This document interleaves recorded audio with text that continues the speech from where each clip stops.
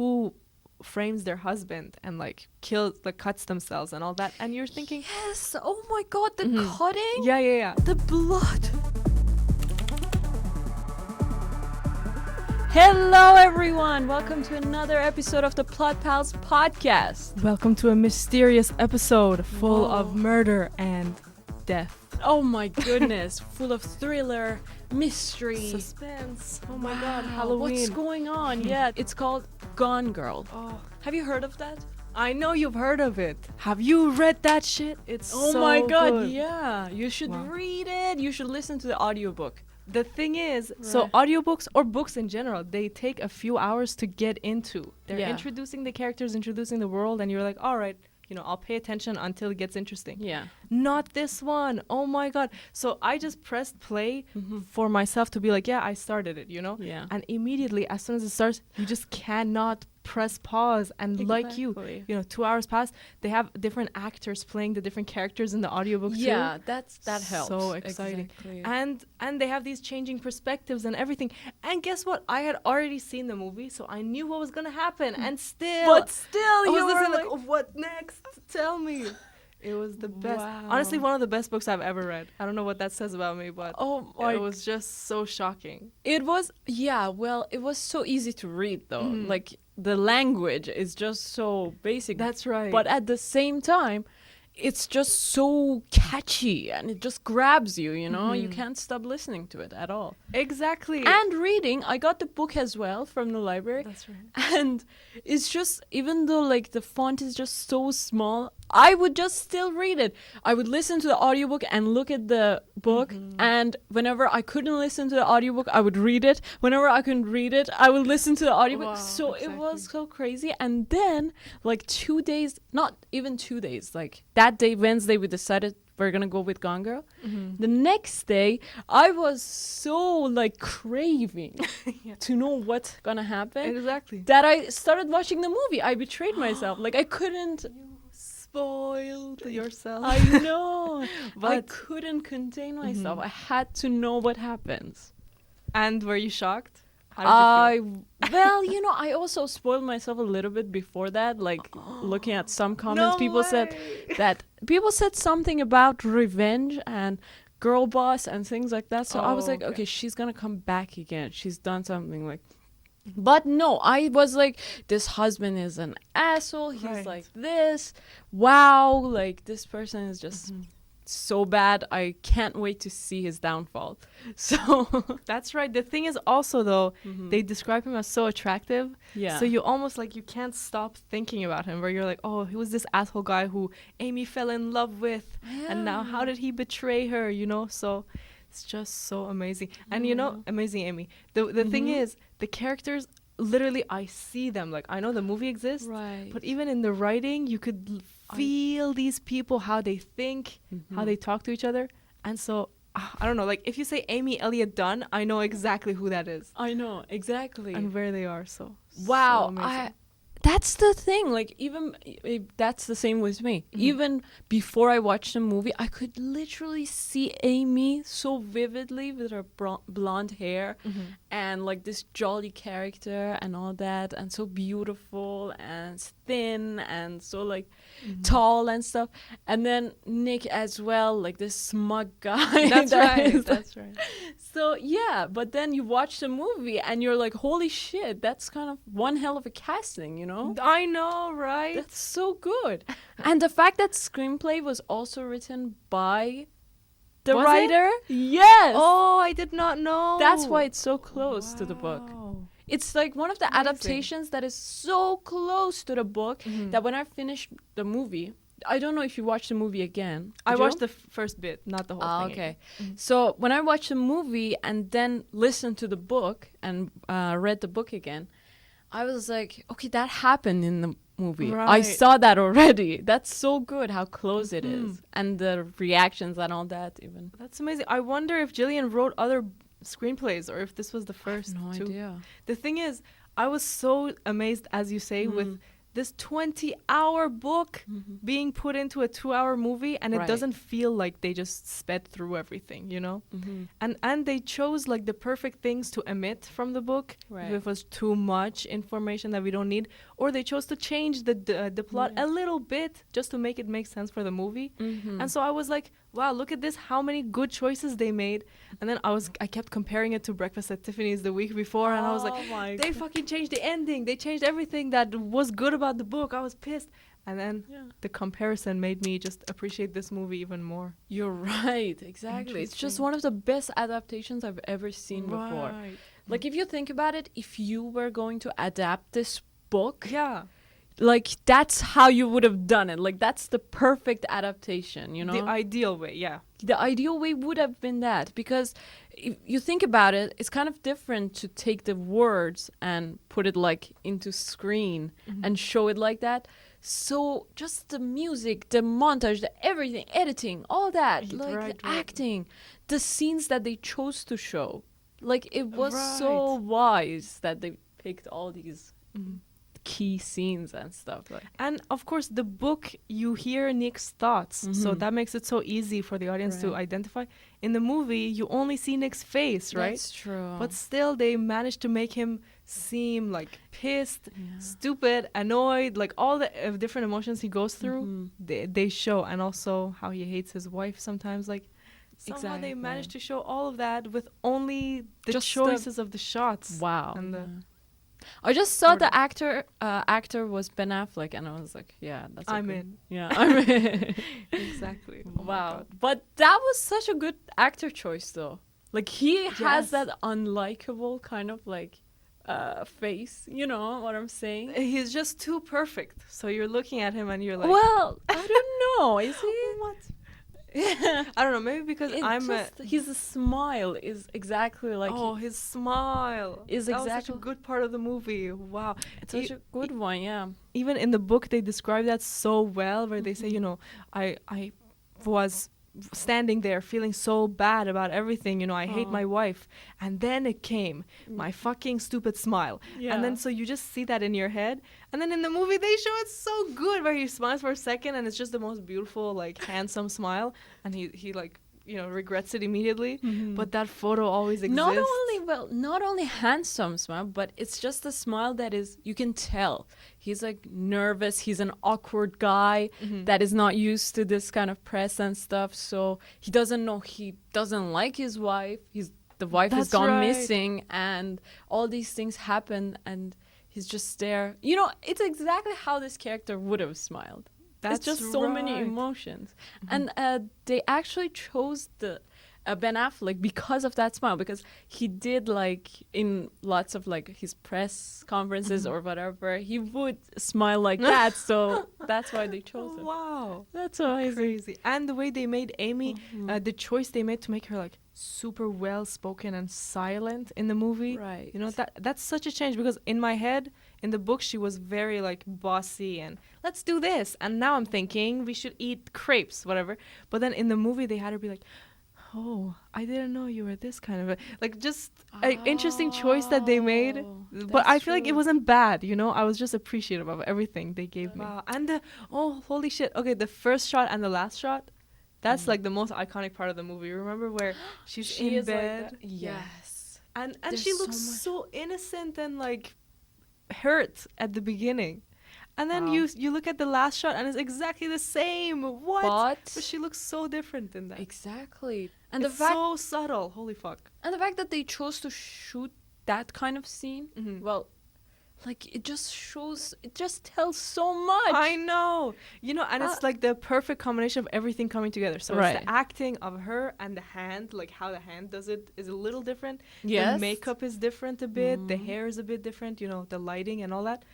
And all of these tiny changes, and also, of course, the fact that we saw the whole story Oh my god. gives it so much context. It's fucking So crazy. let's see, like, in the first scene of her just lying there, she's so pale That's when she true. looks. Yeah. She's pale, she doesn't have any color. Her hair is even so much, like, more blonde, like, it's white blonde, silver blonde. She looks so innocent there. And, like, She does. cheeks are, like, a tiny bit pink. yeah. But all pale. Her eyes are just like so innocent, looking like a prey, you know? Exactly. Yeah. She has that prey eyes. And then it's like you can tell the hand is kind of reluctant when it's like touching her hair. And it's like he is not almost willing to do that. Like he doesn't love his wife. You can see that. And then in the last scene, you can see she's a little bit more tan. That's right. Her tone of like her skin is so much like warmer, and her hair is even like a warmer blonde. And the fact that the guy is like scared, like the hand is scared when she's looking at her, and then suddenly it's like he goes again, like much more. I don't know how to say it, but more willingly, not willingly, but like to compare with the first shot. It seems like he is forced to do it, or he's like obedient. Yeah, that's how it seems like. Wow. Like good acting with hands. I know. Oh my god. How could you come on? And you know, it makes you think like, what was this movie about? What did you think it was about? Other than like, you know, a psychopath murderer. Because something came to my head, and I don't know if that's what they meant, but I'm thinking it's about like marriage is about compromise. Marriage. That's like that's so toxic, because like that means I'm kind of saying what Amy did is okay. No, I'm not saying that. But I'm just thinking like if Amy wasn't crazy, if she just like talked about her problems and then they worked it out, because they did say like they're kind of perfect for each other even though they're crazy. Like they're just crazy for each other. Somehow. That's true, because they both are psychos, you know? Yeah. And I have evidence why Nick is a psycho. Why? Because, okay, psychos, or I don't know if it's the right word, psycho or sociopath, which one of them is the right one, but these people are like, they don't know how to react in a certain situation, and so they would ask, what would a person in this situation react? So I'm going to do that. For example, there was this scene I remember like very vividly. Well, it was in a book. I remember the quote. It was like, he said that, think now, how would a man whose wife is pregnant and is gone missing would react right now? That's literally what a psycho would say, you know? That's how they are. They don't know how to react. They're trying to imitate other people. See like how they would react to this emotional situation, and they do it. And that just shows like there are so many examples of Nick. You know, I don't care if your wife was like really bossy and you didn't like her. That's a person, and you've lived with that person for 5 years. Yes, and they're fucking missing. Why are you not caring? And she's missing, and they say that there's been so much blood and everything going on. So why on earth wouldn't you like feel something? Like, yes, anything. Just like, are you nervous that there's a killer in the neighborhood? Like he's not even thinking about that. He's just like, nothing. Whatever. The wife is gone now. So, God, yeah, that's. I just want to punch him, you know, in the face. I understand that. Yeah, that's the thing. You can connect to both of them so much because you know he cheated and he was just being dismissive and all that. So you're thinking for 1 year. Yeah, exactly. So then Amy's like, what can I do? Like, how can I get his attention? And then Amy has to do some crazy shit. Here's the thing. Like, this book is just so amazingly written. Just the fact that this woman is like a personality quiz writer, and she's so clever. Well, you see that the writer is so clever at the ultimately, right? Like the writer of this book is so clever that she comes up with these clues and these things that she writes that connect at the end. And well, I kind of think that writers are just so, you know, they're so mysterious, aren't they? Like they can come up with these murderous situations and things in their head and these complicated plans. Like you would think, yeah, Amy came up with that. No, Amy didn't. The writer did. That's so true. Yeah, like the writer did all of the same research that Amy supposedly did to write this. Exactly. That's such a good point. Oh my goodness! Like writers are just so kind of fucked up. Yeah. I know. For Yeah. 20 hours too. It's not like a short story, you know? So Yeah. she just thought of everything. And you know, at the very end of the audiobook where she says like some of the stuff that she cut. Oh, I don't didn't know. listen to. Oh, the you end. didn't get to that yet. I listened for 12 hours of the audiobook. You listened to okay. 20 hours. Yeah, the last 3 hours I was listening very fast. Yeah. Very, very fast. Just to Wow. get through it at least. But so what happened? at the end, like after the book is done, and the last sentence is so cool too. So I think like he's touching her hair, and then Oh, she's in the like, book? yeah. Okay. And then she's like, wow, you know, you're being so nice to me, something like that. Okay. Why are you being so nice today? And then he says, because I feel bad for you. You have to wake up and be you. And then Amy writes, that's it. I have nothing else to say. I just wanted to get the last word. It's like as if that was Amy's diary at the very end. Right. And then it just ends with that's it. Oh. And then the book ends and you're like, "Ooh, That's it. so you're going to get married and have a kid. Like you are married, but now raise this kid. You're so toxic. So cool. And then after this, Wow. the writer kind of put some of the scenes that she cut just for audiences to see. Okay. Yeah. And so she was talking about how first the mom and dad, she was thinking like, what should their job be? And at first she was thinking they are relationship therapists. Oh, that would have been so fucked up. That would be like, so man. fucked up, yeah, because it would be like a parallel of this, exactly. Right. But then the writer said like, psychology yeah, is much better. is it? It is. It is so good. I actually wanted to talk about the fact that how amazing it is. Like how ironic it is, you know? Your parents are That's two true, psychologists and you have studied psychology yourself and you're a psycho? What the hell? Yeah, that's so true. Wow, she did study psychology. What? That makes no sense. If it was Well, just it her does. parents. You know, most psychologists are like those that pursue psychology, like have some mental illnesses. Like I love Yeah. psychology, and I'm so fucked up. I'm trying to heal myself by going into psychology. Okay, fair. That's fair. But you would have thought like she would notice her weird behaviors and try and fix it. Well, Not you know, gonna judge. psychos know from a young age that they are psycho. Even she does. Didn't you hear the monologue that she has after she's like describing in the book? She's describing that, well, I'm alive. Like, yeah, I did this and that. And when she's describing that, she describes her whole life from when she was born till now. Right. And there she says that I always knew that I was a little different. I was like this. And yeah, my parents treated me like this and stuff. So, you know, I did a little bit of research. And apparently, yeah, psychos do kind of know that they are different because they don't feel things like others. So, for example, when someone, imagine like cheats on them, right? They don't know how to react to that. They have to like ask or see other people and imitate how they would react to that situation, and then they do it. They don't feel it. Amy is exactly like Patrick Bateman. Right. Is that right? You did mention, yeah, the American Psycho guy. Right. Patrick, was his name Patrick? No. I feel like it was. Yeah. what do you Really? mean? Patrick? Patrick. Oh my god. Yeah, I feel like Mr. Bateman. Bateman for sure. Bateman, Mr. Bateman, yeah. What a gentleman, yeah. Wow. And then they're so similar, you know? He also doesn't know how to do that. He doesn't see people as humans, but like objects to just get to his goal. And also That's he fair. sees everyone as a competition. Exactly like Amy, yeah. Exactly like Amy. Well, I thought the parents being psychologists is just so good, you know? Your parents are psychologists and you have these psychological disorders and all that. But don't you think even the parents probably fucked her up? Oh, yeah.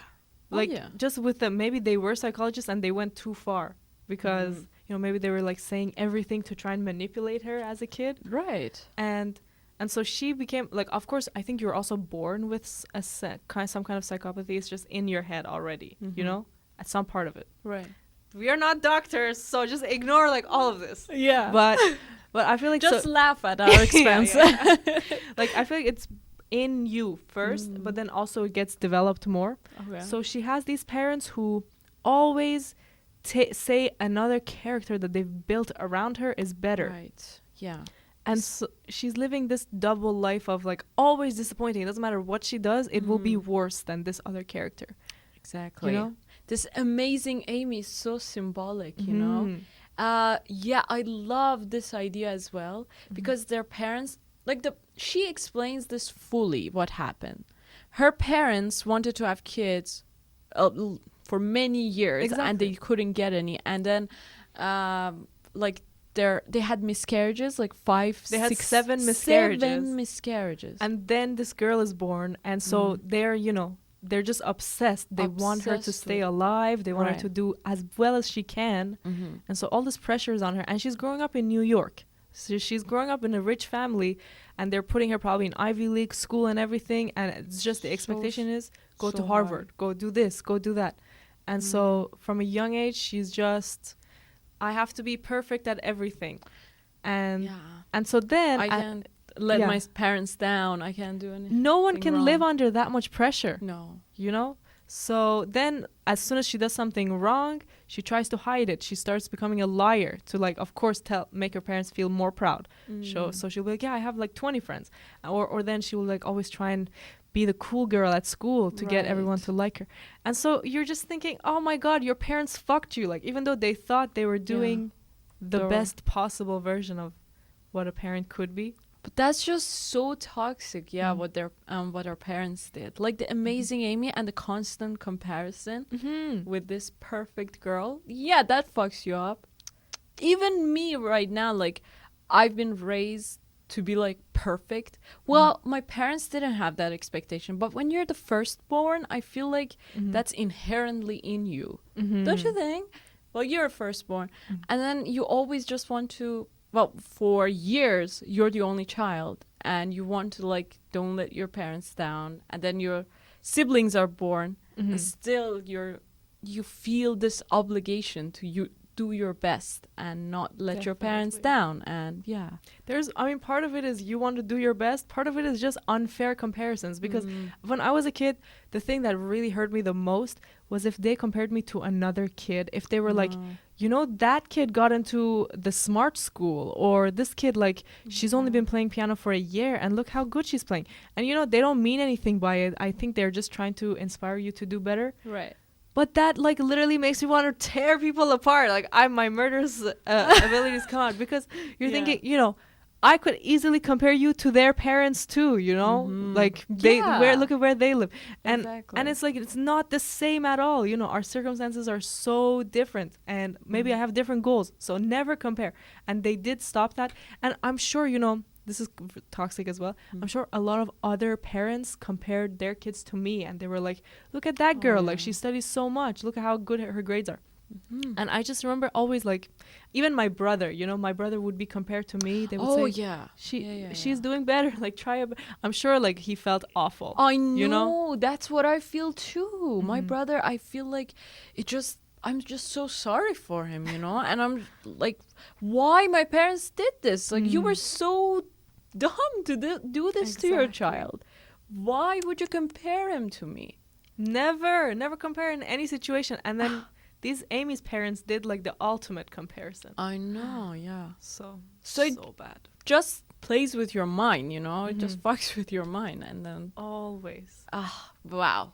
And then there's Nick. Okay, just as bad. Oh my goodness, like, his parents and all this stuff that happened to him, like, were just as bad. And this kind of character, you expect him to have this kind of backstory.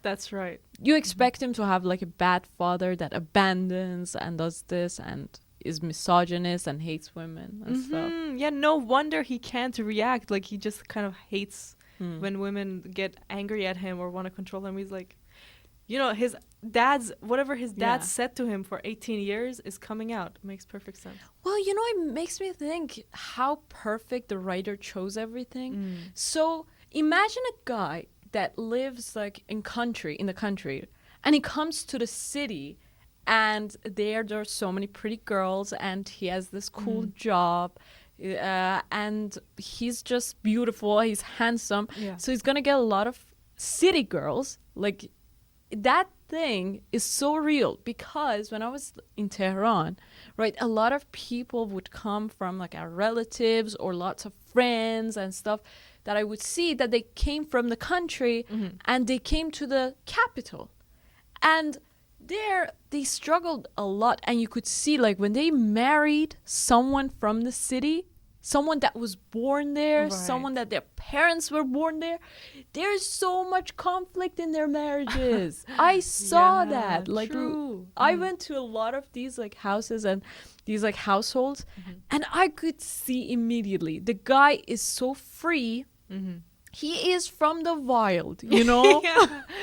Yes. He can't, you can't contain him in a like little apartment. You can't do that. And he wants to go out, he wants to do this and that, and the wife is like controlling. And she wants to like feel in control, and she wants to feel validated by, and especially when they go back, like sometimes they go back to the relatives or something, or there's like a occasion, the wife feels left out. She's like, nobody wants me. And that's true because in the country, like nobody cares about city people. Even when we went back to the country, like to our villages and stuff, like our relatives, they were like, oh, you're from Tehran, you're from city, you're the city girl, you're spoiled and a vanilla. Yeah, you're a snowflake. So you feel like distant. I felt distant. I always wanted to get out of Iran and like from the circle of our relatives because I never lived among them, and I just couldn't connect with them. Like I would go crazy if I lived with them for a year. I lived with them for 4 months, for 6 months, and I was going crazy. I was like hoping, oh my God, please, I need the Canadian visa. I want to get out of here. Look at that. You did 6 months. Amy did 2 years at this village, moving from New York. Right. Can we say that it's okay she went crazy? I feel like that's fair. I mean, she murdered a guy, so that's unfortunate. That should not have happened. But like, as you say, she was moved from her element, her family, everything she loves and grew up with, to this boring old house with a woman who's dying of cancer, with a husband who's cheating. Yeah. And so now she's like, I can't believe my life has turned into this. I'm going to take control of my own narrative. Yeah, and especially when you were like in the city and she's like a smart girl, you know, she's intelligent. And I know that it's bad to like always think that you're smarter than others because that really like bothers you as a person. You always think, oh my God, they're not my level, I can't communicate with these people. That's wrong. Yeah. But still she was like in that society, and when she came there and they're not to her level, she's of course like she's gonna feel so bad. Like she thinks that she can't have an intelligent conversation here. And you know, I think the main theme of the movie, as you said, like now it kind of came to my mind, is kind of pretending, you know? Oh, definitely. Everybody is pretending here. So she is pretending to be the cool girl. And that's right. He is pretending to be this cool guy that he isn't, like sharp and witty and always playing games and stuff, which he isn't. He's just a laid-back guy. He just doesn't care about anything. And he's used to having women at his door, you know, all the time. And then later people pretend to care that this girl is missing so that they would get closer to the husband. And then the newscast pretends to care to get viewers. Right. And Nick pretends that, like for the media. Yeah, exactly. That he cares and he's this guy. And Amy pretends to be this really nice girl. Yeah. And then Desi pretends to be wanting to help Amy, but really wants somebody to he wants take care of and feel better about himself. Exactly. He wants he just wants to take advantage of her as much as anybody else, I feel like. Just as a lover though. Yeah, pretending. That's a good point. But I don't know the exact good word. Like I have to come up with something good, but that's something that came up again and again and again throughout the movie and the book. Yeah, it has to be like a stance on pretending for it to be a theme. Like, life is all a pretend, or pretending is what it's all about. I don't know, but something with a stance Yeah. on it. Interesting. Exactly. So we didn't even talk about what the story is about, like how it plays out. Oh yeah. So there's this girl from New York City Mhm. who we start with her diary in the book. Oh, do we? Yeah. Well, at first, yeah, it's Nick, and then the next chapter is her. Yeah, so first it's like a anniversary coming up Mm-hmm. of this couple who are on bad terms. So Yeah. already it's interesting because you're thinking like, why is he not interested about the anniversary? Right. Why is he at a bar drinking when Mhm. it's the anniversary day instead Yeah. of being home? And then it cuts to the wife being so lovey-dovey like 5 years ago. 5 years ago. It's Mhm. just a good structure of writing. It was my first time seeing something like that. Exactly. It's a diary kind of thing, and yeah, kind of their thoughts, both these characters, Nick Dunn's thoughts and Amy's diary. Exactly. So we start, yeah, as you said, with the anniversary coming up, the 5th anniversary, and Nick is not excited. But then we have the next chapter is Amy. We see her diary from 5 years ago, or like, yeah, 7 years, whatever. And then she's just, that's the first time she's met Nick. Exactly. Yeah. She's so lovey-dovey. Yeah, exactly. So she's just, oh my God, today I met the best guy, the greatest guy ever. He's so handsome and he's like that. And it's just so real, you know? Yeah, it's written so real. You like Amy's Yeah. character, of course that was all a made up character. Yeah. But it comes through with how she talks about even other people, not just Nick. So you're seeing a clearer picture of Amy Yeah. and of this Nick guy 5 years ago. And so now you're so invested in their relationship. Like, where did it go wrong? Yeah. And then the next scene, he gets a call that his wife is missing. Wow. Not a call, though. He gets a call from Carl that, like, come back home. Uh-huh. There's some shit Oh. going on. And then he sees, okay. Sees the house, everything is not okay. Yeah, the table is turned and broken. Yes. So And a guy, I guess the premise is a guy whose anniversary it is, who also hates his wife, comes home to see That's- his wife missing. Oh, Something okay. like that. Yeah, probably. The premise. When Nick's beautiful but hated wife goes missing on their anniversary day, Nick must prove that he is not the one who did it. Something like that. Yeah. Mm-hmm. That's so good, yeah. Exactly, because there's so many things happening, and okay, in the movie still we see the flashbacks to the past, but it's not as much as the book. Yeah. In the book you see Amy's part so much more. Yeah, I mean, they had to cut something, so I understand. They had to shorten that. Yeah. I do like how they made those videos seem fake. Like, for example, you know, when he pushes her, right? like that never happened, right? And Yeah. so they don't show it as if it's a real scene. They show it in like a few cuts, Okay. push down, I didn't- fall, crying, you know, instead of just showing it like be real. Even his acting is so exaggerated. Exactly. I realized the acting. It was so exaggerated.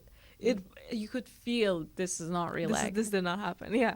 It's like, oh, this isn't good enough for you? It's like, oh, that's how we act. Yeah. What are you doing? So true. And then, yeah, you're right. I didn't realize about the scenes being like cut like that.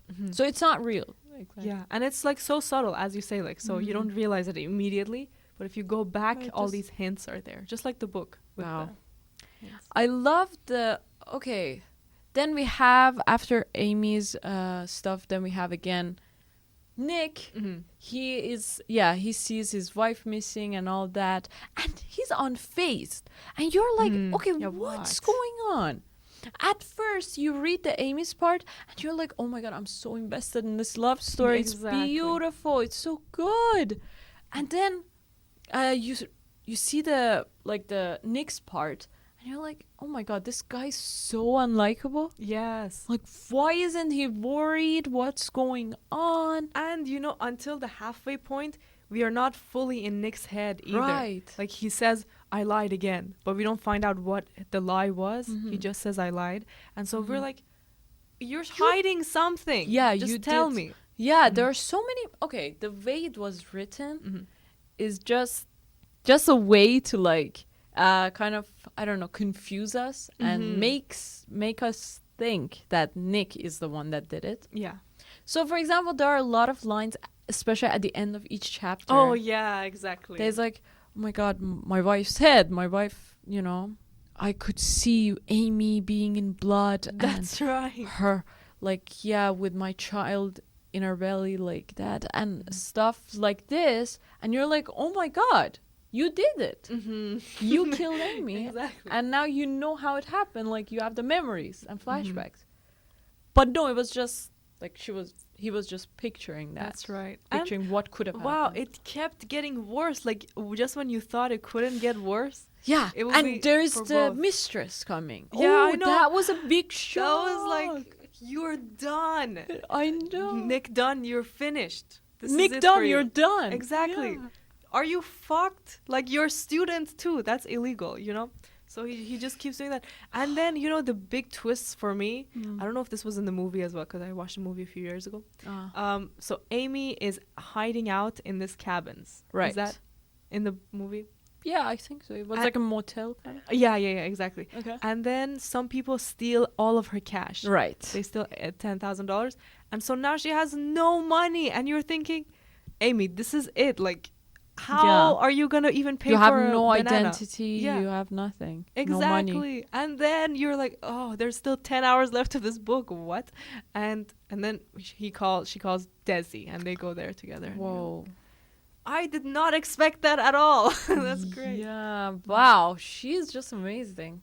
I mean, your last plan, like your plan B should be to use a rich guy, Yeah, wow. Oh my goodness. But really, and it was so enthralling and got into my head that my whole short film changed to fit this kind of style.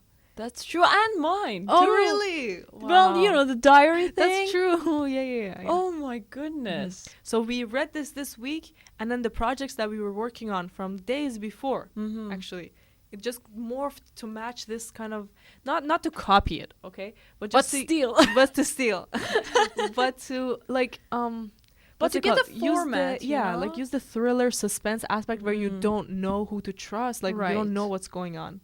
And you keep jumping perspectives. Like, that was amazing. Exactly. That, and also the diary kind of thing, like diary writing, that's good.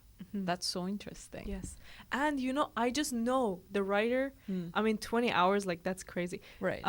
To write that, she did probably really good character descriptions, like pages and pages of where this character came from, what their childhood was like, what they did in middle school, like every single point.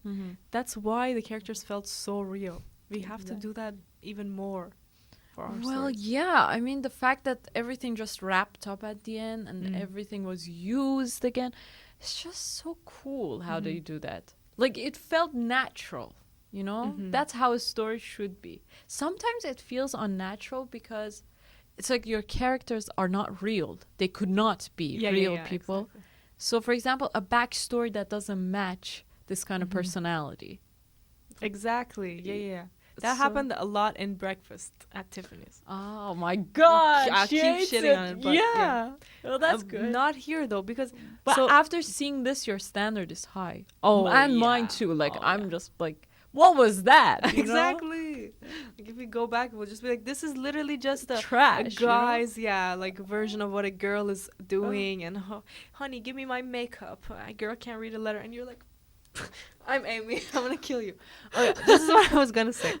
This podcast is not about me being a murderer. Okay, sometimes that comes out as not. No. What was I gonna say about Amy? Oh, so you're thinking, this story is very unrealistic. Right. I understand, like, the characters are real, but, like, who frames their husband and, like, cuts themselves and all that? And you're thinking... Yes! Oh, my God, the cutting? Yeah. The blood. And, like, so much details that she goes through, and you're just thinking, this is a crazy character. It's like the Joker, or it's like a Batman kind of thing. It would never happen in real life. But then they keep showing these backstories of her childhood, and it builds up to this. So first it was just a best friend who started to see her imperfections, and so then she threw herself down the stairs and, like, told her parents that the girl was copying her. And you're like, okay, that's step one. Like, a kid would do that. A kid would hurt themselves to get attention. Then step two is telling her parents that a guy, like, tried to kill himself because he was so in love with her. I feel like I would do that even now. You know, I would just be like, oh yeah, he was so in love, like he was acting crazy, you know. But then Amy just took it further. Right. And then there was this other stalker, like there was just all these different people that she screwed with before, and you're seeing the pattern, and now it makes sense. Like, oh, she can't be seen as imperfect. She needs to like destroy these people who start to get to know her, and then you actually buy it. And then there was a story about the truck. Yes. Was the truck one in the movie? Oh yes, yeah. The Such story a was good one. that she was in the highway, she was driving, and then this truck like cut through something like that. He was driving recklessly, and then she got the plate number, called that company, I think, at first and stuff, or called the police and reported that. But then 5 months later, she calls again. Yeah.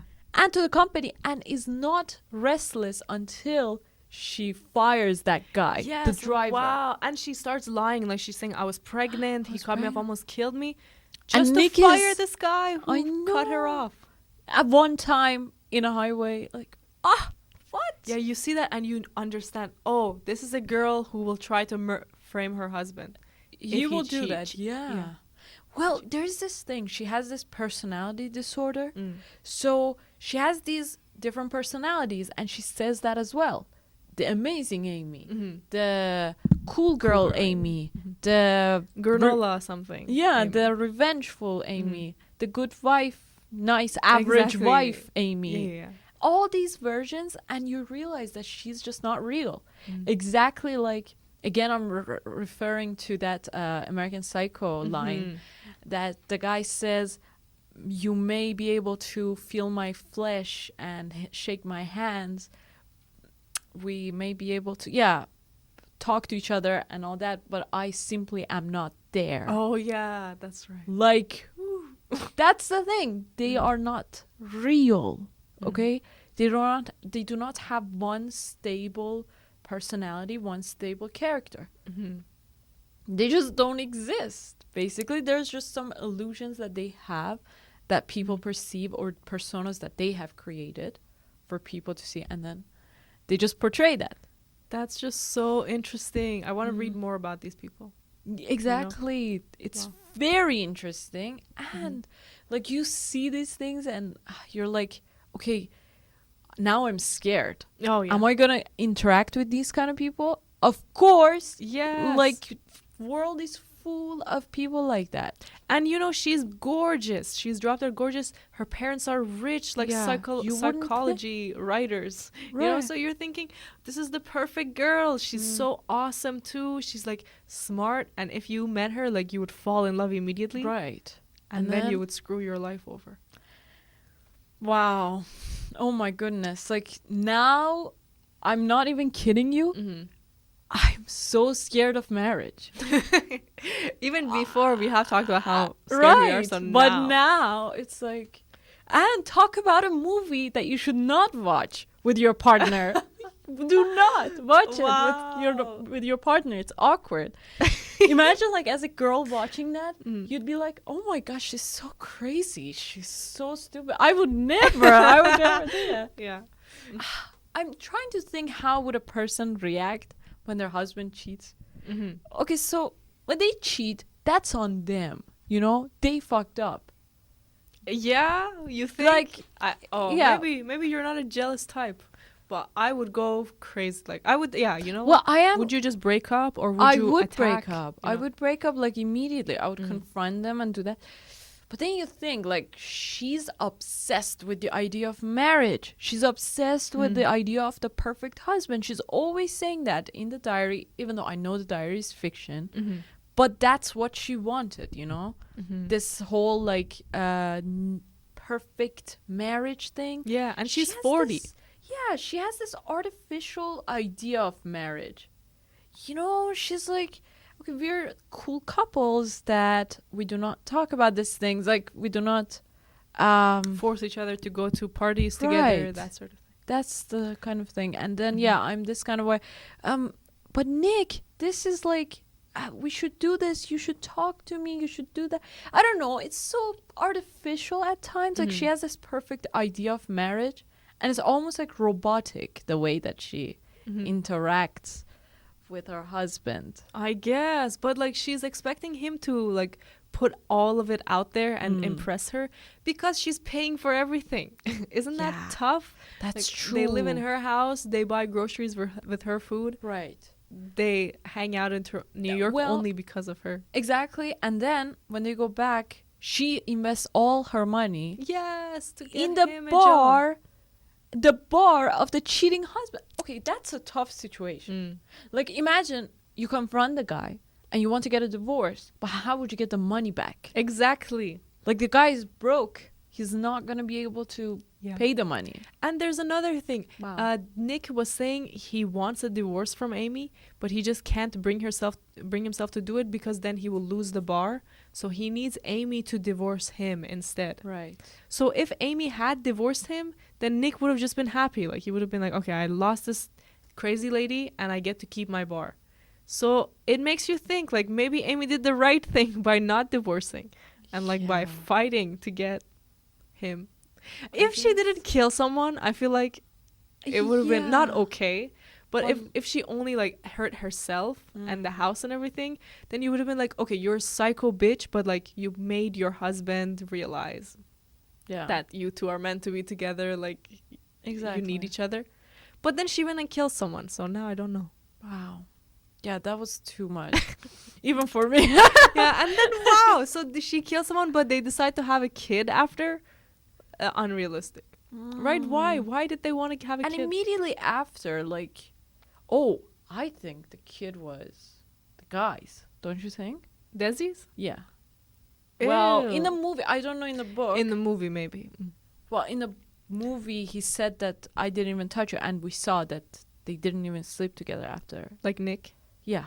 Right. In the book, Nick gave his semen to like the hospital What? because they were trying to get pregnant and it wasn't Oh, working. okay. So this is like big details. But he went and did that thing, and the hospital had it so that Amy would use it to get pregnant. And then Amy, And after she that, did? no, after that she was like, I don't want to have a kid. Like, never bring this up again. Okay. Until later she got kidnapped, killed, like whatever. Right. And she comes back and gets the semen and just kind of makes herself pregnant. What? And then she tells Nick like, hey, by the way, I'm pregnant. And Nick is like, and she says it's a boy. And Nick, of course, wanted a boy. So Oh my. Wow. wow. Oh my goodness. So she That's does another not in the psycho movie. thing. Yeah. Well, in the movie, you get the idea that this was Desi's. I see. And you're Wow. like, okay, why is Nick this willing to go with this? Especially since Nick's reasoning is the fact that my child is going to hate me. This woman is going to make my child hate me. Right. So, yeah, you don't get that very clear idea of what happened. And in the book, you know, they said the Amazing Amy sales went up a lot. So the parents gave back the money right. to them. Well, Maybe yeah, that's they why they became stayed so together. famous. So that was also good. She's smart. Yeah, wow. And she wrote a book too. Like in the movie, he wrote a book, and she in the book she wrote a book. He wrote a book. Everybody writes a book. Everybody's a writer. I know. These past weeks that we've been watching movies or read something, every character has been a writer. What's What? going on? You know, we don't go out to choose these. They come Right. our way. So they're just everywhere. they're trying to what? tell us something. Be a writer. Pursue that. That's your thing. Everybody should be a writer. Everybody should be a writer. Especially with ChatGPT now. Why not? Yeah. No one will might make as money. well. Exactly. So what was it? I was going to say something kind of unrelated to Gone Girl just for a second. Related to this seeing writers everywhere. Oh yeah. So this is so unrelated. Okay, Okay. well, maybe we'll cut this. I had a dream the other day that I saw Steve Jobs in. Oh my God! Whoa! He was like right in front of my face, like so real, and his suit. Did like, you get an everything. apple or something? No, you know, he was like at our event. There was an Okay. event, and there was like many people, hundreds of people sitting, and he was coming to talk. And I think I was the videographer at this event. Ooh. So I had a GoPro I Right. don't know what's going on. And a GoPro on this like huge tripod going to the air. Wow. And it was supposed to be behind him so that you would see his head and then you would see the audience, right? Okay. So I set this up and I'm so proud, and then suddenly it starts to rain. What? In the auditorium. Yeah, Damn. wow. That makes no sense. You're right. Maybe I should write a Gone Girl story about this. And so it starts to rain, and then I'm like, oh fuck! Like I bring the tripod down, and as I'm fixing it, Steve Jobs is still standing there waiting to give his speech, and he comes over and he's like, "So you have a problem that can't be fixed, and that's why you can't go ahead." Like some deep thing like that. To you? Specifically? Yeah. Because I was Oh. fixing the camera. Right. So he's like, okay, I see. Like, let's fix this. There's a problem that's stopping you from starting the film.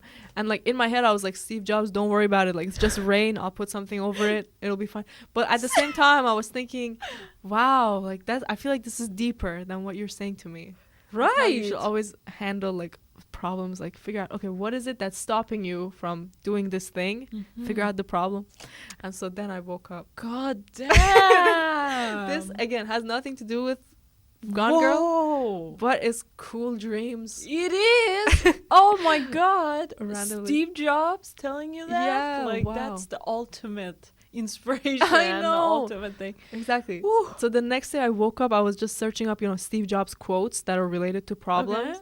to like find out maybe this is a message from the gods. And then the message, some quotes I found were if you can't figure out what the solution is, maybe you haven't figured out what the problem is, or something like that. Okay. Or it said like if you find out what the problem is correctly, if you identify it, then the solution will come easier.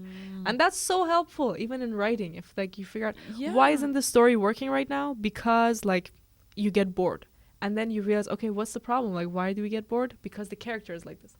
And so that's how you could figure it out.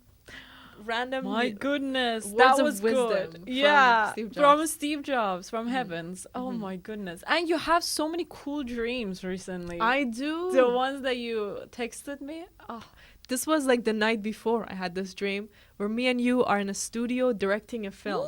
Ooh, Okay, and the film is wow. like a I was car so film. happy when you sent that text. It was so cute. Like imagine, so we're sitting at a table like discussing, stressing where we're gonna film this. Yeah. Oh. And it's in a studio, and then people come up and we're like, oh, hello, I'm Maral, I'm Anna. So confident. And And of course, because we're directing, so we're like feeling good about it. But then as soon as we left the studio, you were like, what was that? That was just saying hellos. Like we didn't film anything. And I was kind of saying like, this is how it's gonna be, we've got to first get introduced, like we've got to keep our that sounds like persona. Yeah, I'm too impatient and stuff. Yeah. But then like I was also realizing at the same time, yeah, maybe Anna's right. Like we had this dream of making the movie, but now that it's becoming a reality, we're not taking it as seriously as it should, And so then we got into a car to drive away. For some reason, we were driving a truck. Okay. Oh, okay. We were driving like one of those big U-Hauls. God damn. All right. So you get into the front seat, Wow. and I'm in the back seat, dropping some footage onto the laptop. This like the dreams. That's get so like specific. so unrealistic because I can't drive. Well, in the dream we're directing, so at that point I'm sure you have your driver's license. Okay. Yeah. Okay. So you're driving, and I'm like, oh no, wait for me to come to the front seat, and I'm like, kind of getting through to sit beside you, and you're going so fast. You're going so fast. I'm like, Tormo, like stop, put the foot on the brake. You're gonna hit the car at the front. Yeah. And you do put your foot on the brake, and you don't hit the car, like so close though. We're like, you stop right here, right before hitting. Wow. And I'm kind of impressed. I'm like, okay, I was 100% sure you're gonna hit it, and you didn't. You didn't trust me? You didn't trust my driving? Oh my God, how Wow. dare you? Exactly. Why didn't I? And so then we didn't crash, and I came to the front seat, and again I woke up at that point. Right. When you said crash, I was like, yeah, that's me. That's me, definitely. I have so many memories of just, a few. You gotta get your driver's license. Exactly, yeah. It's time. That's wise. Exactly. But So- yeah, fun dreams. Did you have any dreams this week? I don't dream. I don't see anything. Wow. What's going on? Yeah, I need that feeling again, those dreams again. It's been a while. But also, we did one thing more. We filmed. We filmed a movie. We actually did film a movie. I just realized. Did, yes. A 1-minute movie. Yes. Wow. It took us a few hours to film a 1-minute movie. Right, exactly. And it was beautiful. We filmed it in the forest with the orange trees. It was so spontaneous. It was. And the costuming and all that. We got a producer. Yeah, we got a little producer. That's right. And, you know, we did create the characters. You came up with the story. Right. And we came up with the shot list. So we weren't just going in there. That was so smart, It was so good. I'm going to do that every time from now. Yeah. Oh, yeah. Very useful. You know, when we were there and we wanted to film, we just knew the road, the plan, the map, you know? We didn't have to figure out, okay, this scene is going to be from here or there, where, what are we going to do? Yeah, imagine if at that time we were like arguing to like, okay, where should this story take place? I think the perspective is this, you know, and then you're saying, no, but I think this. And it's like, we have no time, we have to film it. Right. We already had that argument an hour before, figured it all out, and then we were all on the same page. So nice. So smooth, and everything just went according to plan. So. And we tried the acting exercises from the class that we went to. You know, that reaction, that really helps. So in the acting classes, they said that you have to naturally react to your partner. So whatever they make you feel, just show that, just feel it, just react to that. Okay? And that really helped. I had to like remind myself constantly when I was there. Like even when I had no partner and I was imagining the other actress, I was like, okay, that person is doing that, so I'm going to react this way. So it was kind of natural, but I could tell when I watched the video again, I could tell the times that it was fake, and the times that it was like natural. So reacting is so important because the difference between acting and reacting. So you could see in the take if you were surprised that a little girl is there, so then your eyes would get bigger. But when you react surprised, react to the girl coming out. Oh, there's a girl, you know, and it's so subtle and real. Right. So have they said something like that, or am I imagining this quote? Acting is reacting. Exactly. Is that real? Yeah. God. Wow. Okay. That's so true. Acting is reacting. It's actually, well, you know, acting is kind of fake. But reacting, it's so natural. Yeah, we always react to everything. I'm reacting to you right now. You're reacting to me. Yeah, exactly. Yeah. That's so right. And this classes help, you know. I'm trying to console myself for the money. That's right. Well, we only went to 2 classes, is that right? You went to 3. 3, yeah. But you too. We felt the effect of just those 3-4 hours. And we also used a new technique that I got from this book called Directing Actors by Judith Weston, where it says stay away from adjectives. So don't say you be quiet, like be seductive, be sexy, be loud right now. That's like so easy to say to an actor. But it says stay away from that. Only use verbs. So instead of like describing this person, only describe the action that they're doing to the other person. So for example, I'll say to you, okay, seduce him. Exactly. Like or instead of, if I said be seductive. I don't know how to seduce. That's great. Oh, sorry. But if I told you be seductive, then you'll just be so extra. Like, yeah, you'll do too much. I do like the whole what is it called?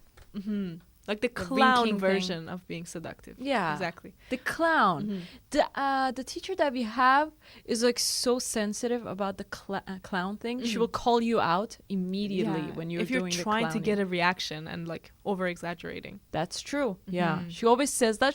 So you're like so kind of like sensitive about that as well. You don't want to be that clown character.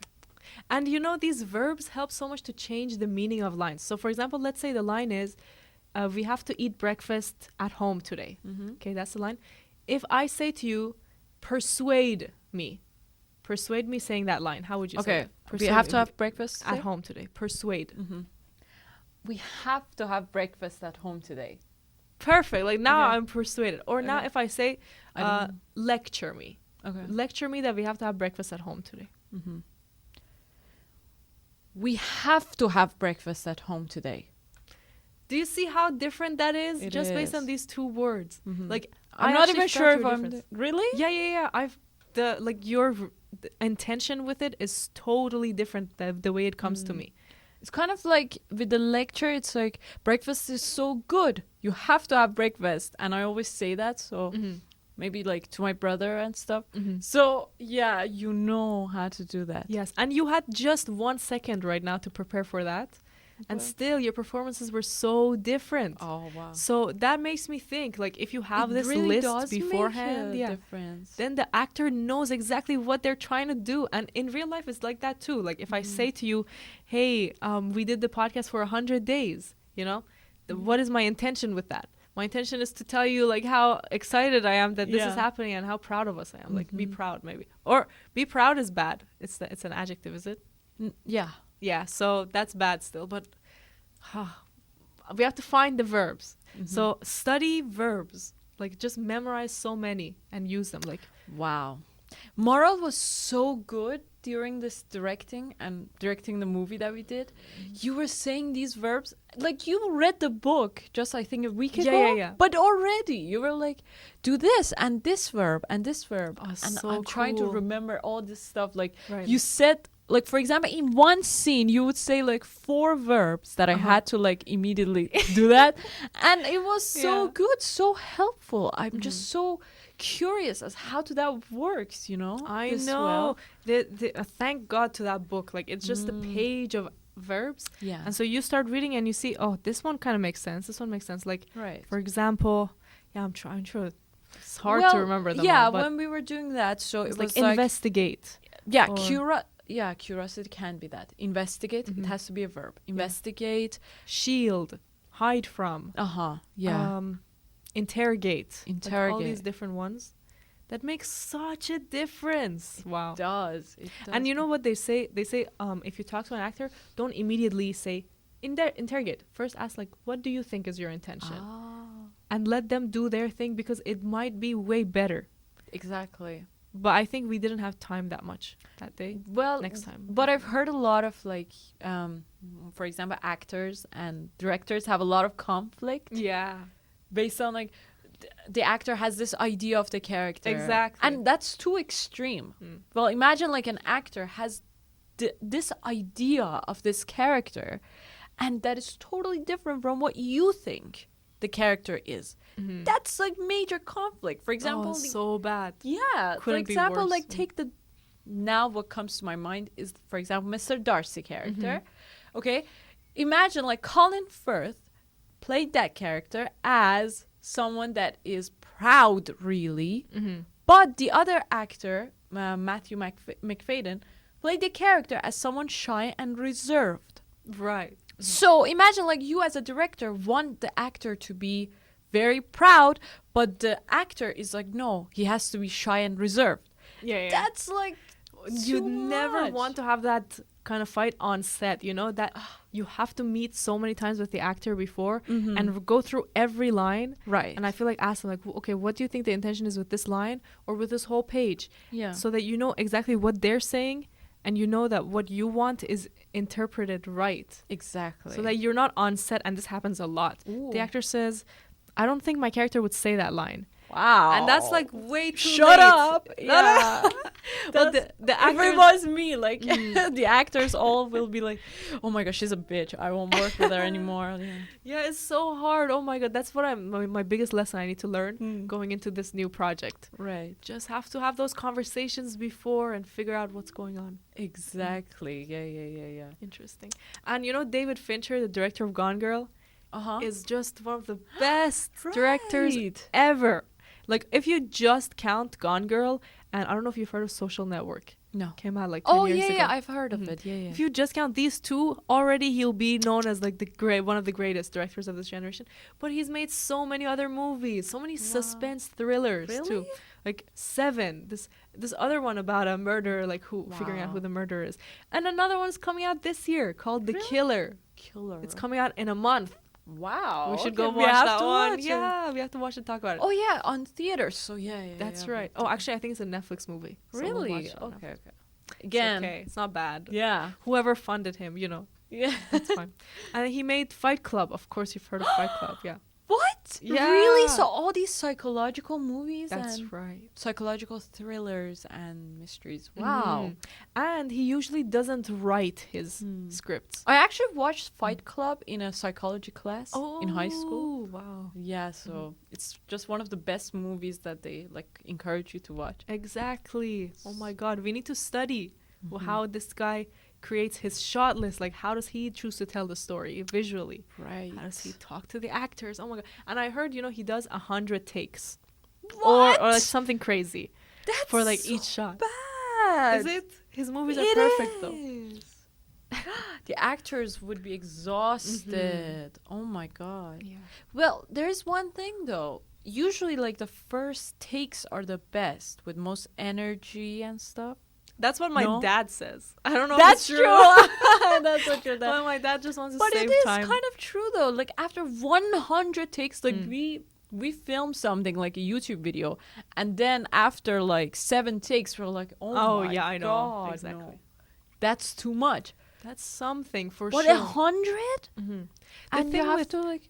I don't know if this is true, but for example, a piano song, the more you play it, the more you realize the nuances and it gets Yeah. into your hand. So it's like take one of you playing it.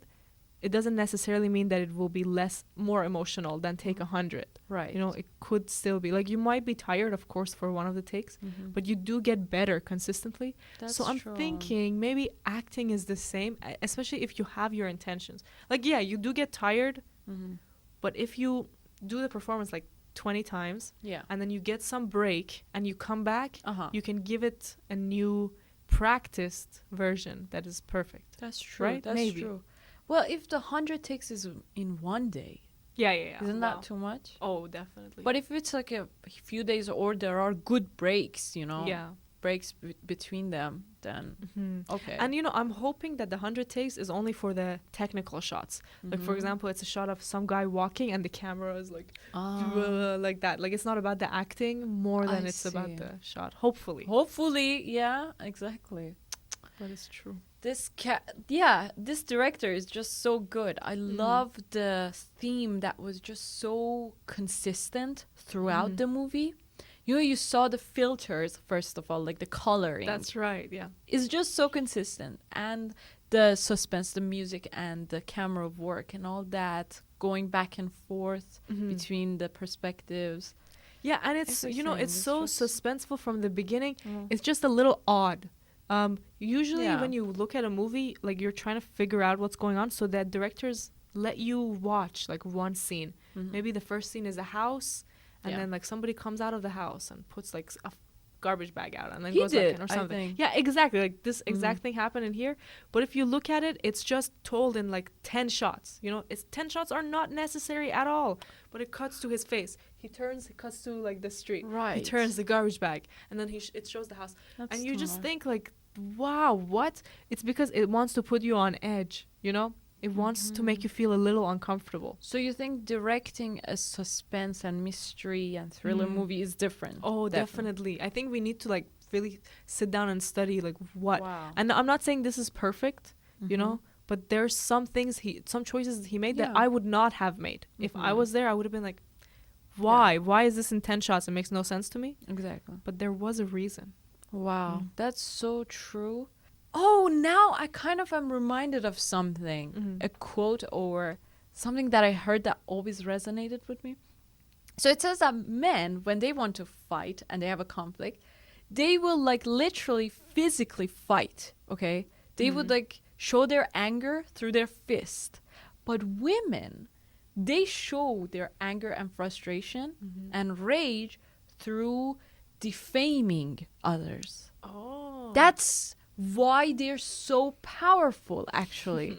Women do that through gossip and, working like defaming and playing with other people's reputation. So you realize this Wow. is the female rage. And she portrayed it very well. Yeah, good on the writer Yeah. and good on the actors and everything. Oh my God. Now That's it so- just makes this sense. realization came to me, and it's so true. Like again, I'm going back to the Bateman because these two are like two different genders but have the same kind of problem. Yeah. So that guy kills women, Right. you know? But this woman, when she's like having this problem with this guy, she wants She to makes defame herself look him. like a victim. Yeah. To get. Mhm. Yeah, and playing with this guy's reputation and fame. Wow. Oh my god. That's why women are so dangerous. It's been like that throughout the history, you know? This week I've realized more and more the rewriting process is crazy. You know, you think the first draft is your building block and you go from there. But no, like for the short film that I've been writing, it has had like 5 drafts. Yeah. Each time these 10 pages, I've rewritten the whole thing. You know, I have like used maybe one line from the past. And then you're thinking this 20-hour book, like thousands of pages, there's no way she can have the time to like for each draft rewrite, you know? Yeah, that's true. So then, yeah, that makes me think like you have to have a clear theme, like super clear where it's going, because you just don't have the opportunity to go back and rewrite. Yeah, and the fact that when it's a mystery, like you have to come up with the clues or Easter That's eggs that you have true. to put in the story Exactly. somewhere that people don't notice, but they come back and notice. Oh, it's hard. It's hard to do that. And she also did say at the end, the writer said, she wrote hundreds of pages based on that first idea that the mom and dad were therapists. So she wrote hundreds of pages already, but then she was like, oh, that's too on the nose. Wow. And went back. You know, I think with mysteries and stuff, you have to come up with the end result first in mind. Like what happens at the end? You come up with that and then you go from there. Like at the end, there's a woman that is a psycho that has trapped this husband like a puppet and is controlling him. And the husband can't do anything at all. Right. She has her in her hands. And you see that, like, that's the end in mind. And then you go from there. What happened? Like, then I think that's how you go. Like, you see the whole picture first, like at the end, and then go from there to the beginning. And then here's the turning point for her as a character. She sees Nick on TV. Oh, I love those. And he is pretending to be someone else. He's pretending to be the good, cool, great husband again. So he's there trying to be truthful and saying all the things that Amy wants to hear. And then she is totally like sold. I love that. Did you think that was unrealistic? Because I thought it was like perfect for her, because even though she's so smart and conniving and like figuring out what's going on everywhere, she just wants to hear that she's perfect. That's you true. know? So hear that and also like see Nick, because she is obsessed with Nick. She loves Nick. Yeah. And then she sees this guy back exactly like how he were in New York. Yeah. You know, like the good husband. And then, yeah, she's deceived again, probably. Yeah, she thinks, wow, my plan worked so well. Like, this is what I wanted the whole time. Or maybe she's not even deceived, you know? She's so smart. Maybe she's not deceived. She's thinking that, oh my God, I'm so, like, in control of him right now that he is, like, he would go on TV and do this. He's like a puppet now.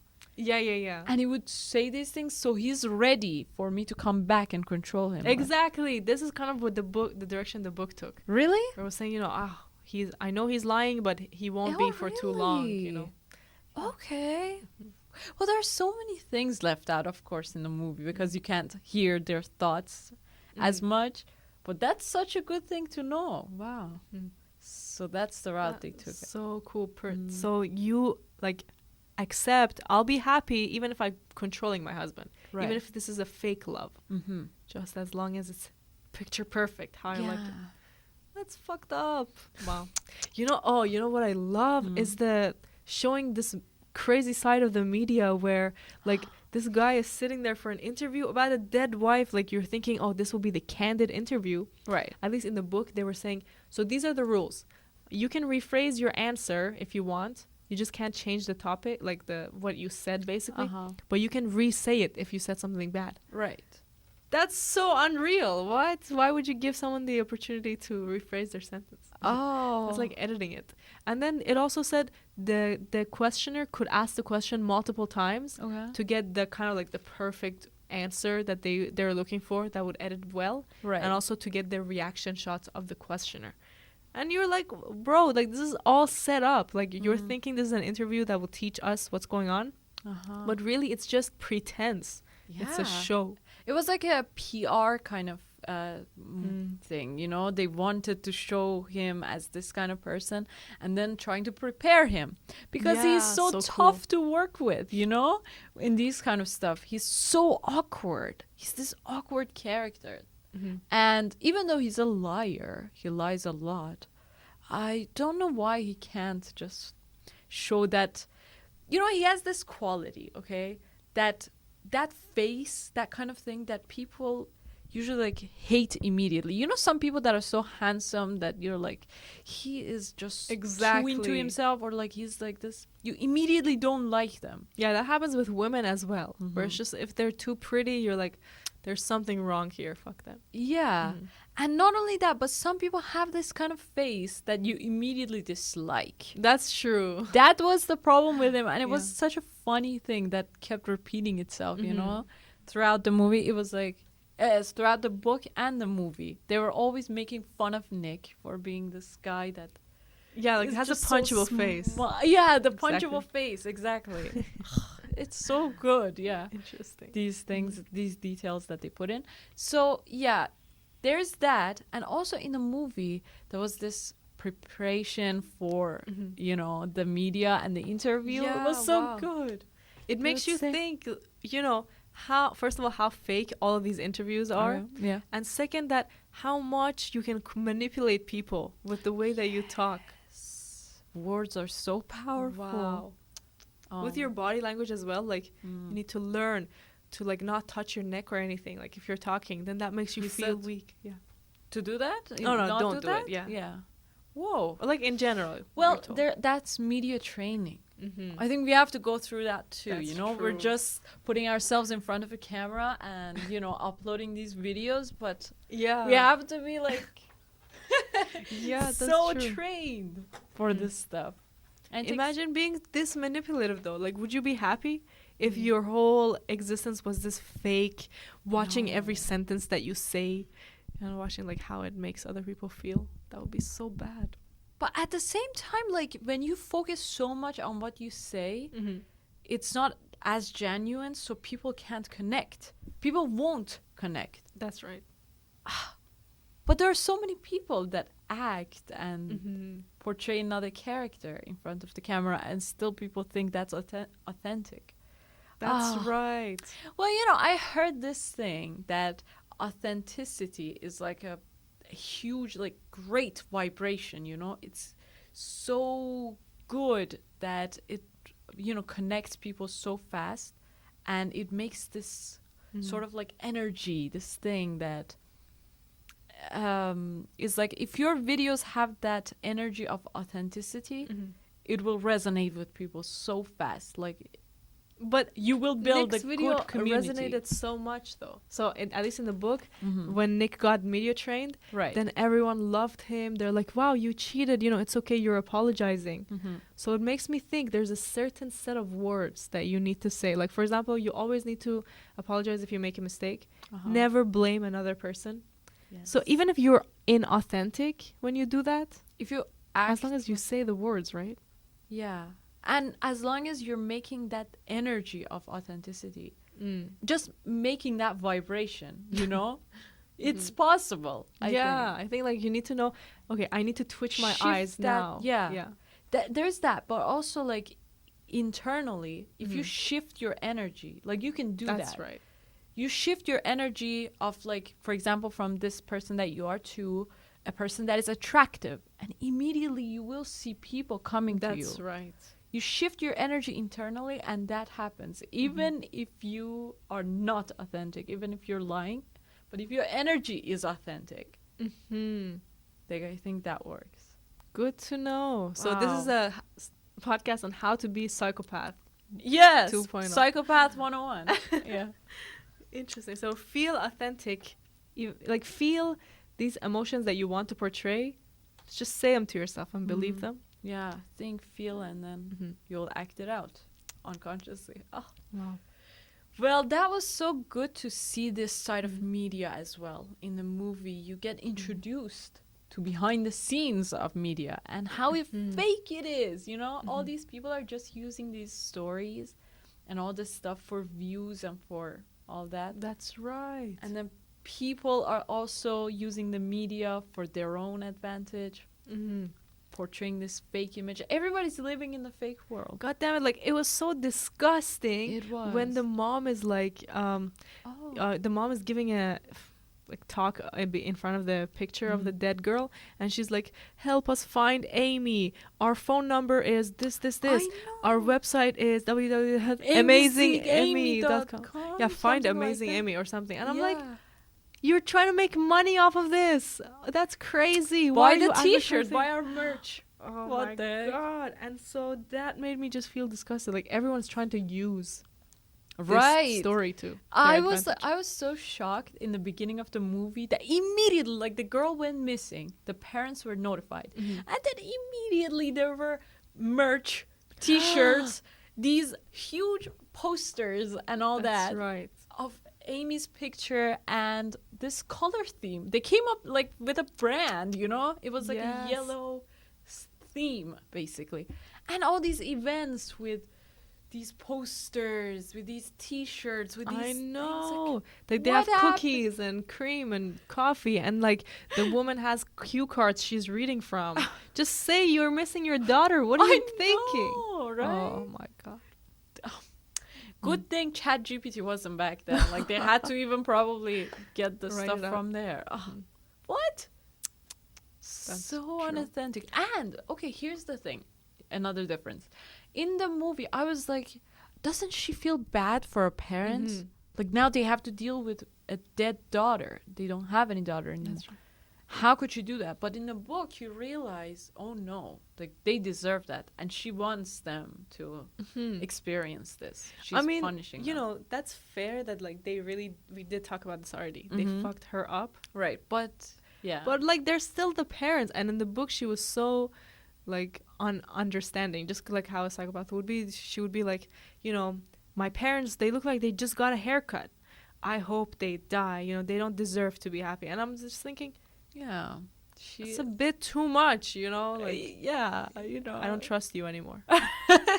Just lying. Exactly. No. So and then in the book, like, there's this whole thing about how her father raped her as a kid. What? Like, just came into her room every night.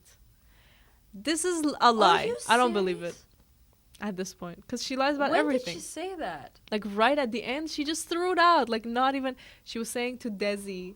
She's like, "Oh, I can't tell my dad," and like, Desi knew. She's saying it to Desi. Maybe it's a lie. Oh, for sure. Really? You think so? Because that would be so bad if it was real. Yeah, if it was real, then it would make sense. Like, a lot of how she acts. But the thing is, the dad was always the nice guy. He was super open and like. And she has a record of, you know, framing people for raping her. That's right. Yeah, I don't know. Goodness. But then we get to Desi, this guy that is so rich and all that. And you get a clue in the book that he doesn't know, like, what happened in the past, the things that Amy said about him. You realize kind of like he's clueless, he doesn't know anything. Maybe something is wrong here. But then in the movie, like, you realize at the end, like, that wasn't even the case. She was lying. Amy was lying. Yeah, Amy didn't do anything. Yeah. Yes. He didn't try to kill himself first at the beginning of the story. He also didn't, like, the husband didn't hit her or anything.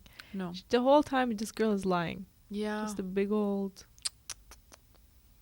problem ball. Wow. Exactly. I don't know. She is such a problem. Now imagine this guy, Nick, has to live with this woman for the rest of his life. Here's what I don't believe.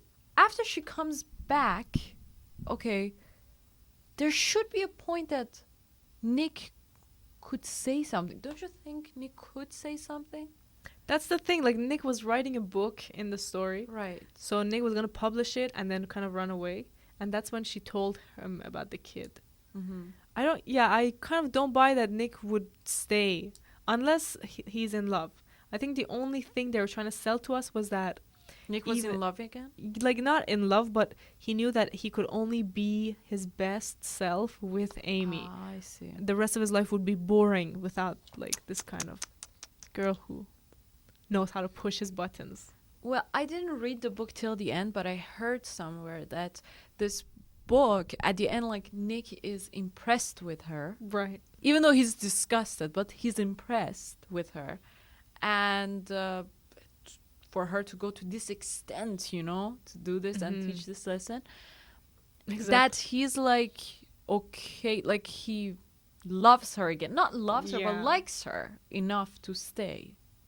Even though that's like so fucked up, because both of them are psychopaths. So I know, but the funny part was like, so he's talking about how he kind of loves her, but then he says, I can't, you must be crazy to think I'm gonna stay with you. You literally killed a man. And I'm like, yeah, so leave then. What are you talking about? Like, he says that and he still stays.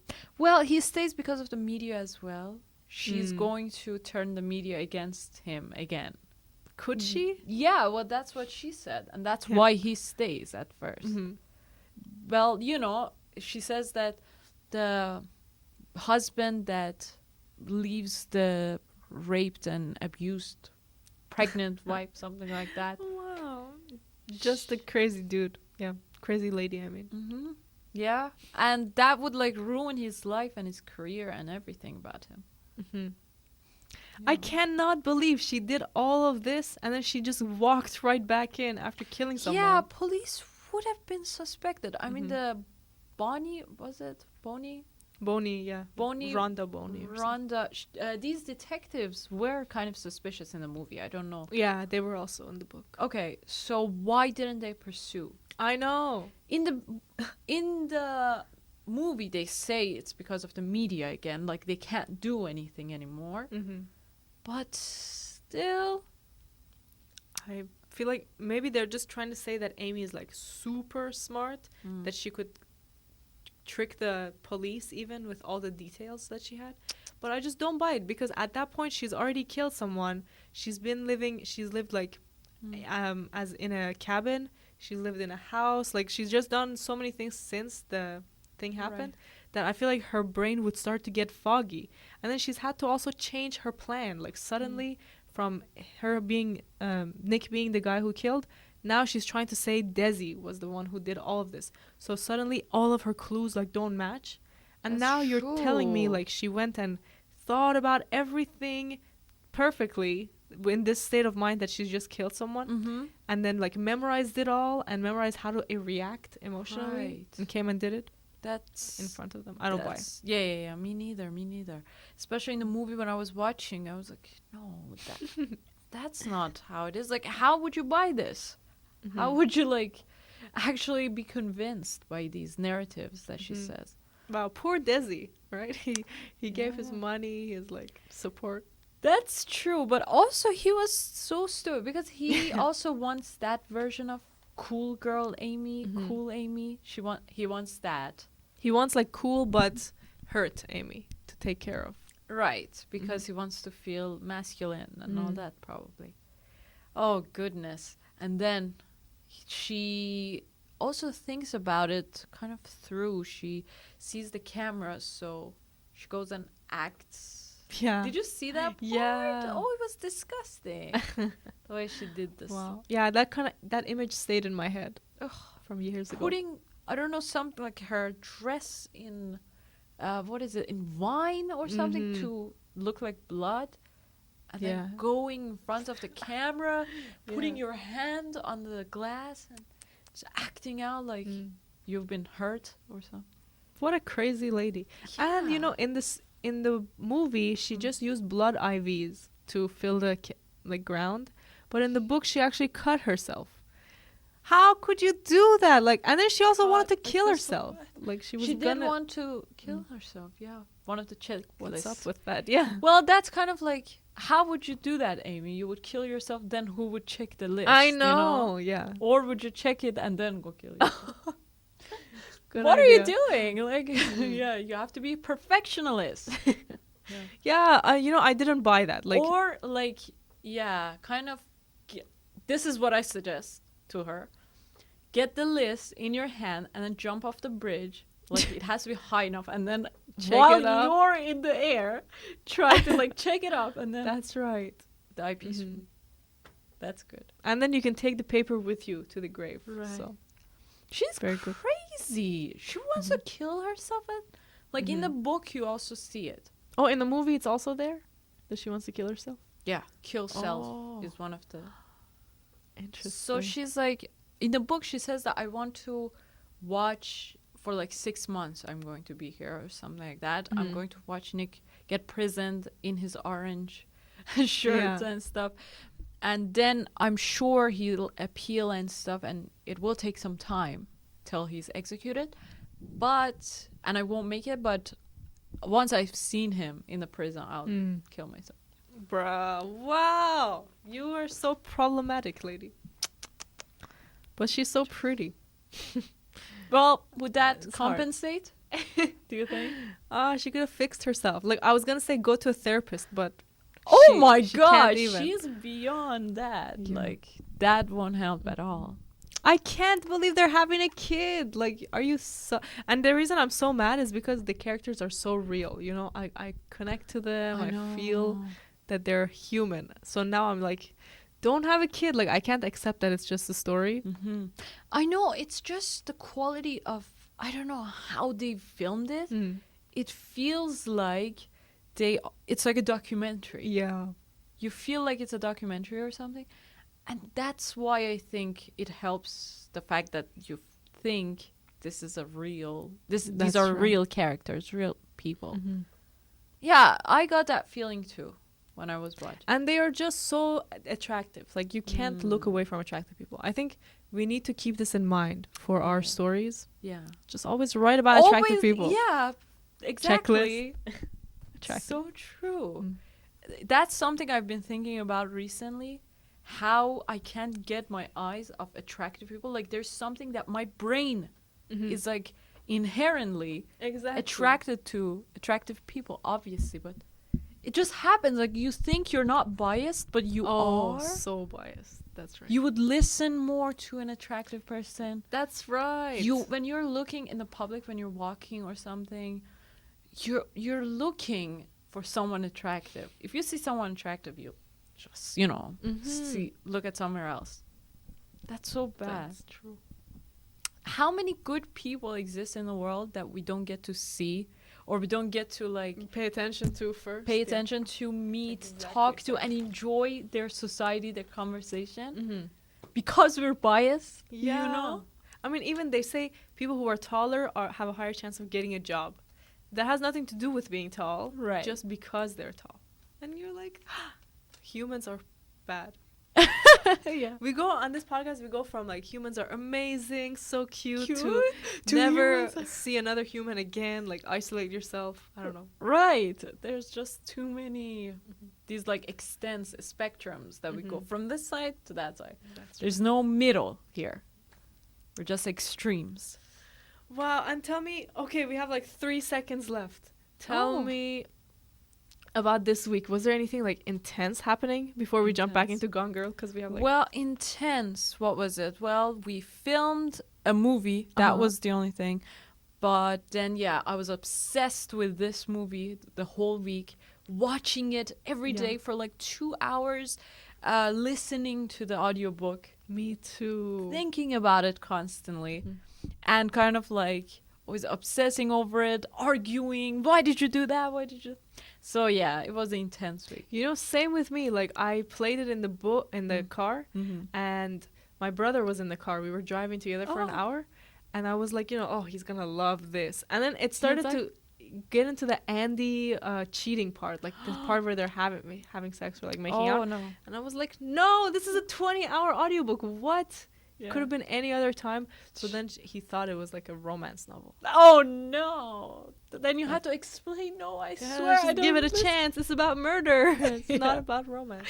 Exactly. No. No. And another thing this week for me, my screenplay is 6 days late.